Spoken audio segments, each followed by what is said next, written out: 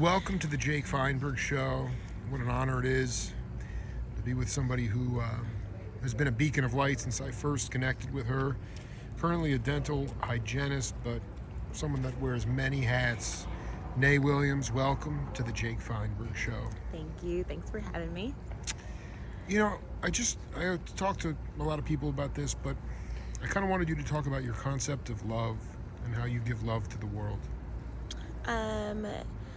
That's a good question. Haven't really thought about that. I just be myself, and I just try to be genuine about everything that I do. I am very intentional about trying to make sure that I let the people around me know that I love them. I am very much so a giver, so I definitely show my love through action, whether that just be quality time, gift giving, or whatever. My definition of love, or the way that I feel like love should be portrayed, is just by just making sure that the people around you know how much you care about them. Just being very intentional about making an effort to tell them that you love them and being there for them when you need them. But I also think with that is really important to create those healthy boundaries so that the love that you give doesn't get taken advantage of. I mean, that's poetry right there, right? So, talk about tough love. I mean, you've also had to delegate tough love.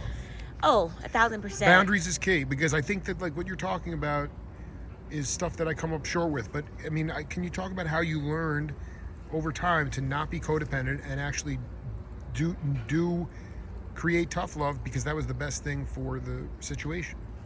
Yeah, as I got older, I definitely, and I'm still, learning this about myself and, working things out, but I felt like I was an enabler to, like, mainly family and, like, the people that I loved so much, just by the way that I let them talk to me and the way I let them treat me.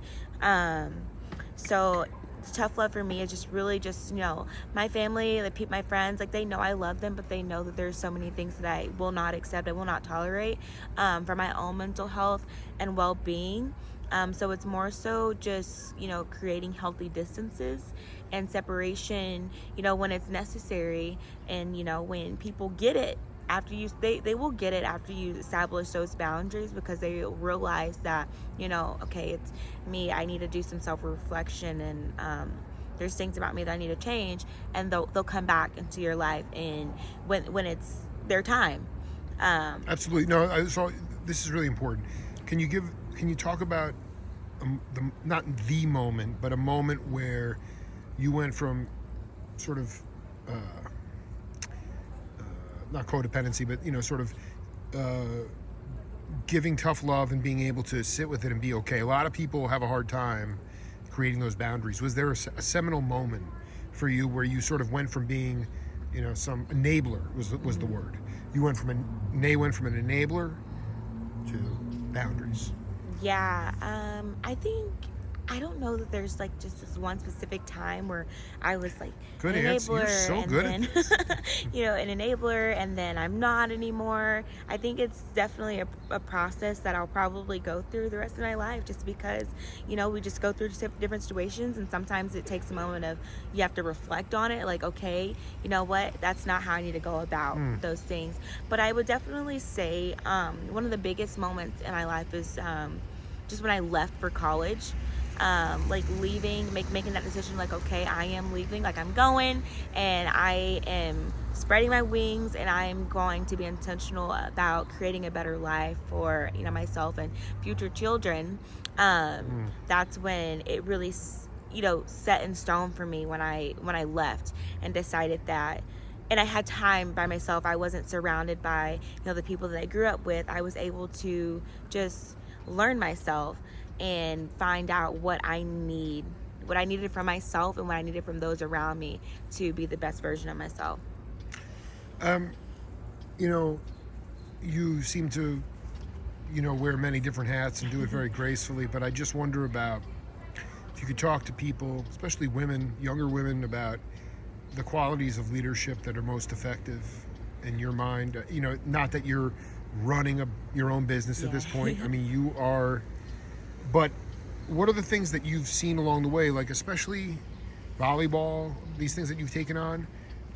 Talk about some qualities of leadership that you think are absolutely essential.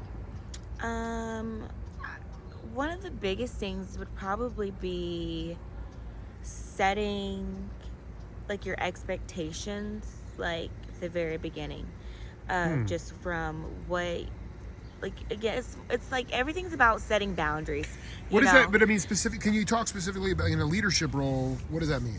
So, well, I'll just use like my coaching for instance. I'm responsible for a group of girls that depend on me and their parents to depend on me to shape them, as athletes. And being a leader, you can only be, not only, but a huge part of being a successful leader is creating those boundaries and setting those expectations for the people that you're leading. Totally. So that you can do what you have to do successfully. I have to make sure that my girls know that I don't tolerate disrespect, from to me, to their teammates, to themselves. I expect 110%, and if they aren't able to give 110% that day, then they have to communicate with me that, hey coach, I don't have 110% to give, but I will give you 110 of my 80%, so it's just, that's what I mean about like setting those boundaries and just making sure that, they know what to expect, so there's no surprises and no excuses. How do you bring the best out of the people you're coaching? Because like on the bandstand, this is not necessarily completely analogous, but when John Coltrane joined Miles Davis, he kept going up to Miles on the bandstand saying, "What do you want me to play? What do you want me to play?" And Miles kept turning his back on him. And after a while, Train realized, oh, he hired me because he wanted me to be myself. On a team, it's a little bit different because you don't want those kind of cats who just think that they're going to be able to do their own thing. But there's also a part to say, okay, the team is a gumbo. It's a blend. Everyone brings different talents, and yet you as a coach have to bring out the best. Yeah. So what's the Zen Master move by Naee Williams to get the best out of those cats? I think it's being intentional about letting all the girls know that no one of them is better than the other. I'm really big on love and family, and that's what I try to create with the teams that I coach, is that you're gonna love each other just like you would love your best friend, at least while you're in my presence, and being intentional about treating each other the same as you would treat, your best friend or, whatever. So I think that's how I do no that. Competition. It's not about competing. No pit people. It's about, and then it's about inclusion, about bringing people in, and recognizing that everyone has a strength to bring to the table. Exactly. Something that I'm super, super big on is letting them know that I care less about the athlete they become, but as much as, I care less about the athlete they become. It doesn't compare to how much I care about the person that they become. And so that's the first things first to me, regardless of what I'm teaching, that I care about how much better of a person you become after this, because the skill stuff can come later. Well, that's ultimately going to change the world too. Yeah. Better people. Naee, you're absolutely glowing right now. You're going to be expecting your first child. Yes. And it's such an exciting time, and I can see that you are absolutely just ready, and yet you're not really, no one's really ready for it. Right. So talk about the biggest exhilaration and your biggest fear. Well, for motherhood. for sure. I have wanted to be a mom for as long as I can remember. So, just being like, knowing that my time was coming, like I already feel like a mom now, because pregnancy ain't no joke. Dude, you're handling it with grace. But, so that's just, he's moving around a lot yeah, too. moving around a lot, but just, just God's grace and just giving me the opportunity, trusting me, with this gift to become a mom. I couldn't ask for much more than that. My biggest fear, I guess, I often wonder or think about like the kind of mom that I'll be. Like, I just want to be the most perfect mom and give him the best life. So sometimes I definitely fear, failing him in that sense. But by the grace of God, like, I know that I'll be the best mom. It's just, that human fear in me. Absolutely. You know? And you know what? It's always 3 steps forward, 2 steps back. Yeah. And there will be days, but you have a long road ahead. A long road. Before we go, the man that I've just felt his presence all night, so humbled to be with Naee, is your grandpa. Yeah. I want you to talk about the legacy of your grandpa, because you know what? Without him, I'm not sure if we'd be here right now. No, I agree 100%. My grandpa was an amazing man. Now, he was very strict. He was some people would say he was mean. I thought he was mean for a little bit. But he was a drill sergeant a little bit. Yeah, and he was military. Yeah. And that military life that he had to live definitely had a lot to do with his, how he parented and grandparented or whatever.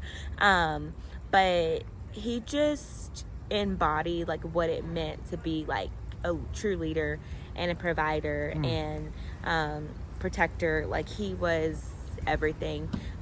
Did he also like push you out of your comfort zone in order to build stuff? Like, the point is that like he kind of gave you independence. Yeah, definitely. Like, there's not many things that a man can do that I can't do. I was out there with him, working on cars, building our hog pens, our chicken coops. He helped, mowing the grass and all that kind of stuff. And we, gardened and all that kind of thing. As opposed to just sitting around and doing nothing. Or doing nothing. My grandpa was a man, but my grandpa was an amazing cook. Be up cooking with him. My mom taught me how to cook, but my grandpa taught me how to cook, as well. And so a lot of who I am is because of who he was for me, and my when siblings. he vocalized, do you remember when he first vocalized that he said he loved you? Because that for so long you said I was high school. Yeah, I was probably I probably remember it being high school. My grandpa was like I said, he was super nurturing. Like, you knew that he loved you and cared about you, but he was not a picture taker. He didn't say I love you. None of that. But it was probably about high school when he first said the words I love you, and it was just like what? Totally stunning. Totally stunning. Yeah, so just talk a little bit about an area in your life, setting aside motherhood, which is going to be very time consuming. What's one area of your life that you want to push yourself out of your comfort zone in order to grow? Well, I have a dream of opening an orphanage, and I'm going to help you make that happen. Mercy of God, I will make that happen. Why is that such a dream for you? That is not an easy gig. Yeah, for a very long time, as long as I can remember, I've worked with kids, and I just have a really strong passion for being there for kids who don't have much, for kids that don't know if there's someone out there that truly loves and cares about them, and I just want to be that person. I don't want there to be a kid, out there without a place to lay their head, or out there wondering if they are important. So I just got to get out of my comfort zone and just believe in myself that I am able to do it. And then, we'll get in there and get it done. But that's probably my highest hope, of just being able to open that orphanage and just be the person that these kids need. Naee Williams, I am so humbled to be with you, and I look forward to doing this again. You just crushed this interview. Many blessings to you. And don't try to do everything at once. Right. It will all come when it's supposed to come. That's right. It's the Jake Feinberg Show. Thank you.